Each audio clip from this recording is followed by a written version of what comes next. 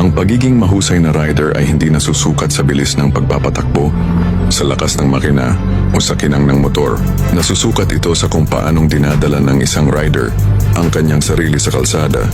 May disiplina, may respeto sa kapwa motorista at may malasakit sa bawat buhay na maaaring maapektuhan sa bawat liko at arangkada. Hindi sapat na marunong kang magmaneho. Dapat alam mo rin kung kailan dapat huminto, magbigay daan at magpakumbaba sa kalsada. Hindi palaging patalinuhan o patapangan ang labanan, kundi paunahan sa pagiging responsable. Ang tunay na rider ay hindi lang iniisip ang sariling biyahe, kundi pati ang kaligtasan ng lahat ng nasa daan. Laging magsuot ng tamang protective gear, helmet, jacket, gloves, hindi para magpaporma, kundi para maprotektahan ang sarili.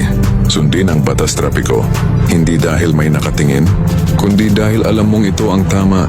Manatiling alerto, dahil ang isang saglit na pagkukulang ay maaaring magdulot ng habambuhay na pagsisisi. Sa bawat pag-andar ng motor, dala mo ang bigat ng responsibilidad. Ang manibela sa kamay mo ay hindi lang direksyon ng biyahe, kundi direksyon ng buhay mo at ng iba. Kaya't maging isang rider na hindi lang mahusay, kundi kapuri-puri. Mag-ingat, maging huwaran, at ipagmalaki ang pagiging isang rider na may puso, dangal at tunay na malasakit.